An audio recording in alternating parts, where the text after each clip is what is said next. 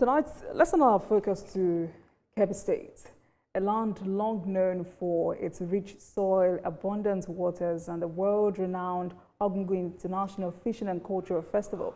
But the question before us tonight is, can Kebbi move beyond primary production and unlock greater prosperity through value chain innovation? Tonight, let's speak with Abdurrahman Manga, member of the Contact and Mobilization Committee of the Argungu International Fishing and Cultural Festival. Thank you very much for joining me on the program, Mr. Manga. Thank you. Thank you. Good evening. Good evening to you. So, it's known that agriculture is the backbone of Kebbi State. And 2 years ago, Nigerians and the people of Kebbi State listened as Governor Idris sought to deepen that identity. How well has it gone in fulfilling this promise? Well, as far as agriculture is concerned, Dr. Nasser Idris Orongondu has fulfilled all his pledges by ensuring that we are on track. And really, Kebbi State is the home of agriculture. And I want to assure you that he's doing very, very well in terms of agriculture and other aspects. But for the agricultural sector, we are recording tremendous improvement as far as Kebbi rice production and other productions are concerned. So Kebbi is on track, and we are proud of our governor, Dr. Nasser Idris Orongondu, as far as agriculture is concerned.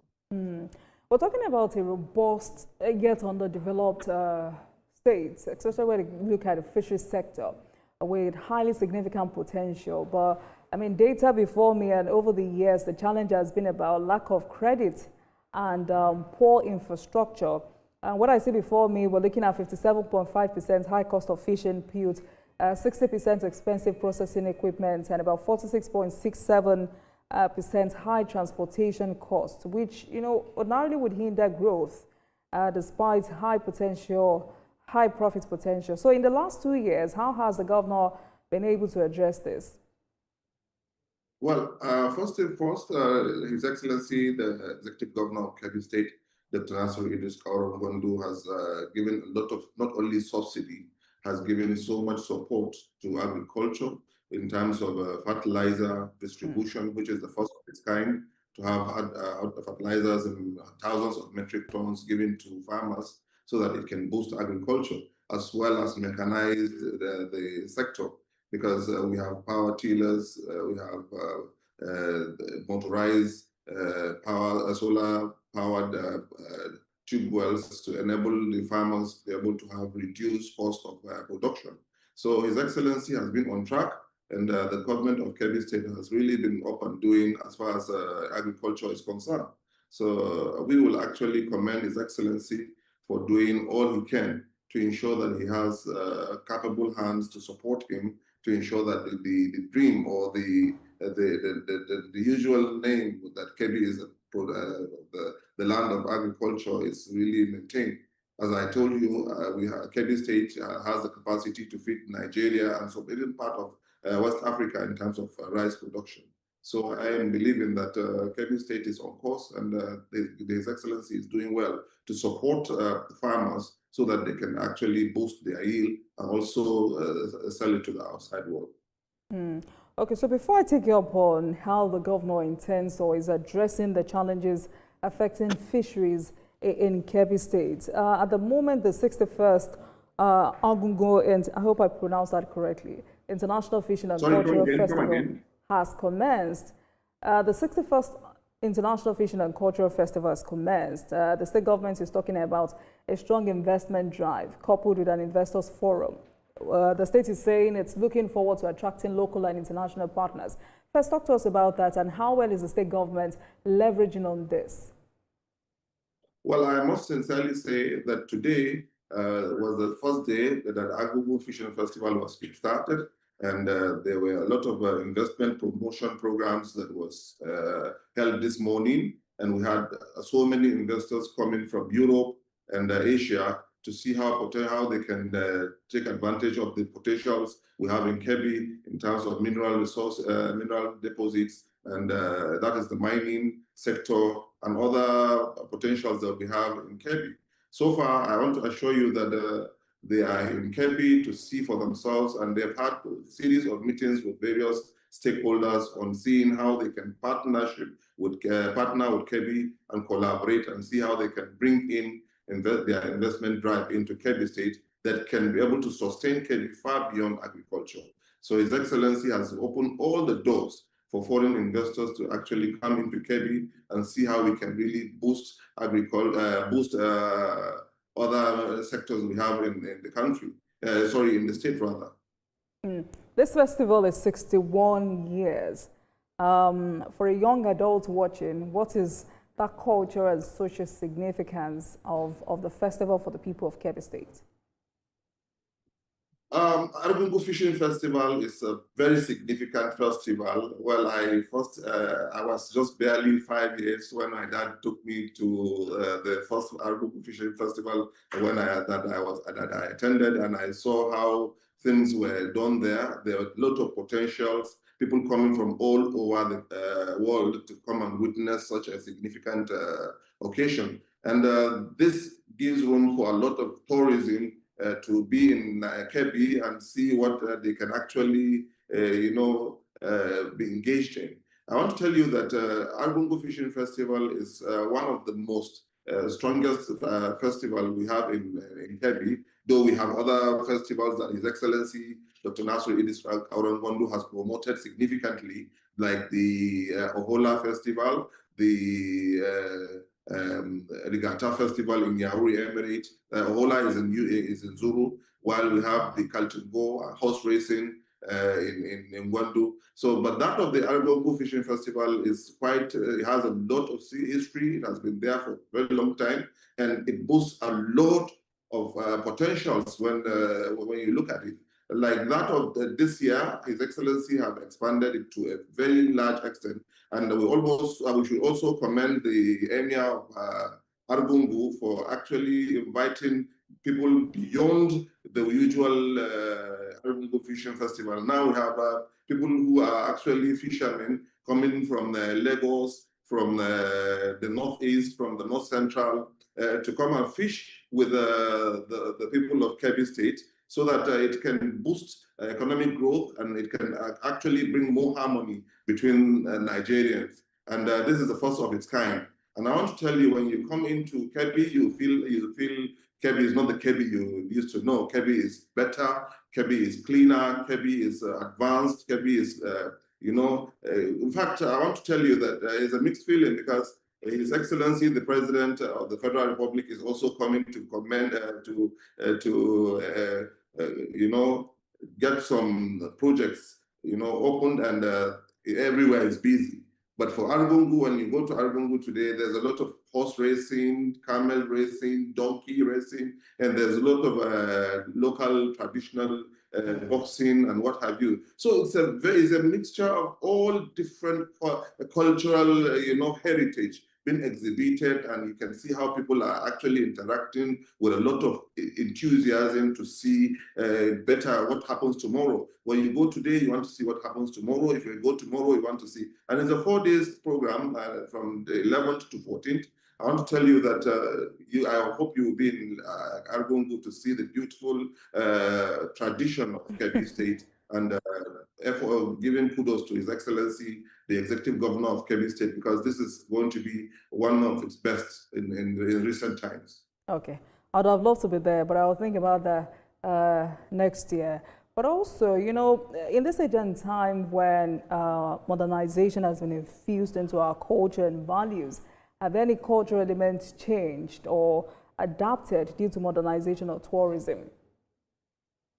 Naturally, when people come, you go into our museums, and what you see in our museums, when you come out, you see the same attires people use, and people come from part of the countries around, like Niger and Benin Republic, and you can see the bond of togetherness. You can see the activities. There's just little modernization that we have, but we still use the local attires, the local drums, the local, everything is local.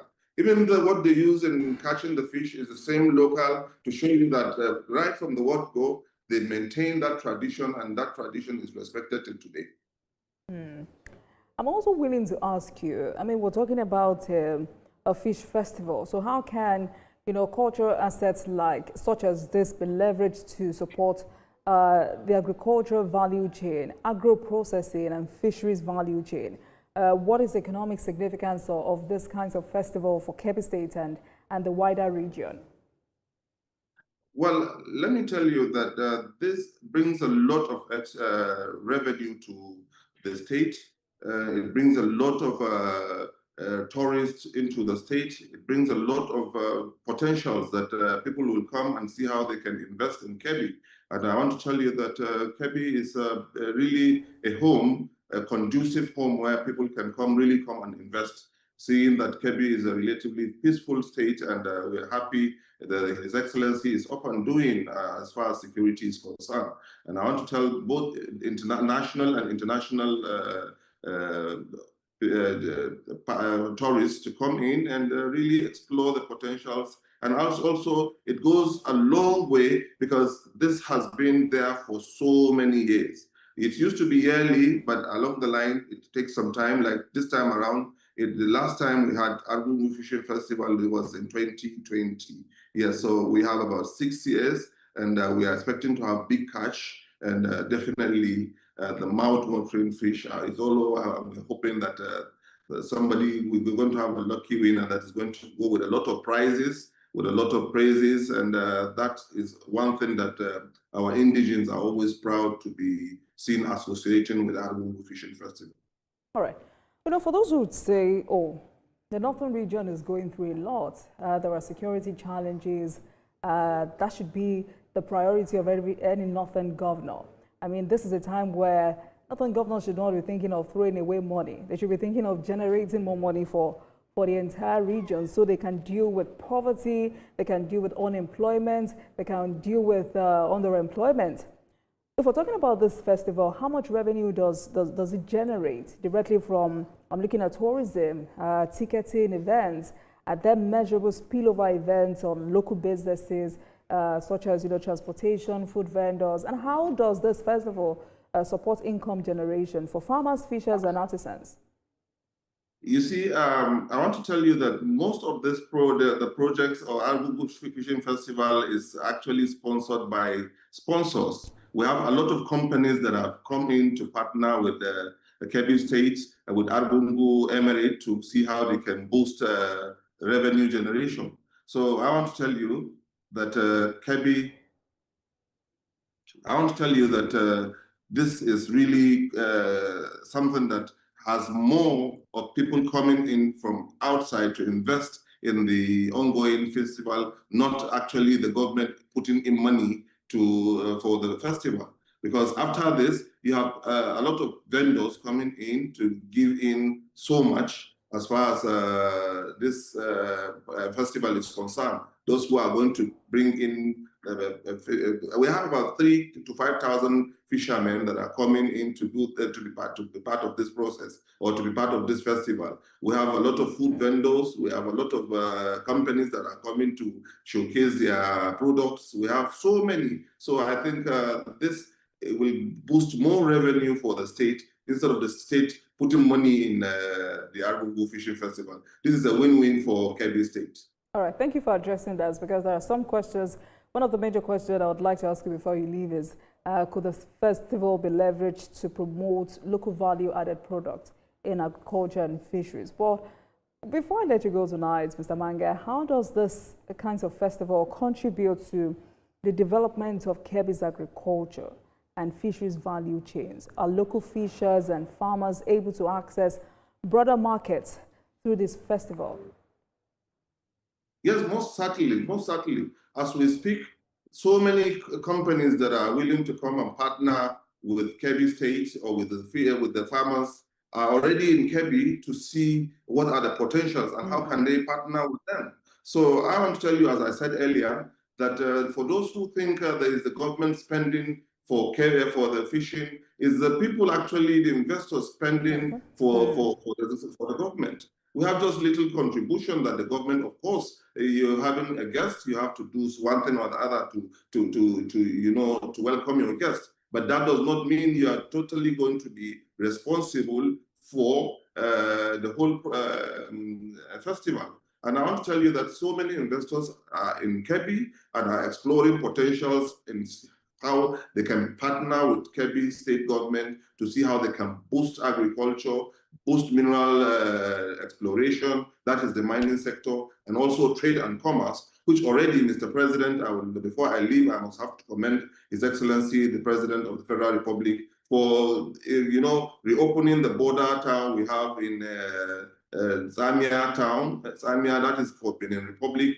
and Niger Republic, which is the Kamba, which will, we have a dry port that His Excellency has already approved, and in return, we are going to have over 30,000 job creation over there, and it's going to boost a lot of commerce and industry around that. Instead of going to Lagos, you just come in, it's closer. All northern states can actually access their goods, imported goods, through Samia border, which will enable smooth or cheaper movement of goods and services. And also with the Badagry-Lagos road that we have about 2,270 something kilometers in Kebbi, will be even easier for you to get your goods from the dry port that His Excellency, the President, has approved in Zambia, and also get it back to Lagos instead of even some states before Lagos, instead of even bringing it from Lagos. So I want to tell you that Kebbi is open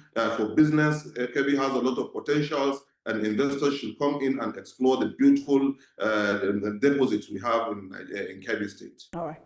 Abdurrahman Manga, member of the Contact and Mobilization Committee of the Agu International Fishery and Culture Festival. Thank you so much for your time. Please have a great evening. Thank you. Thank you.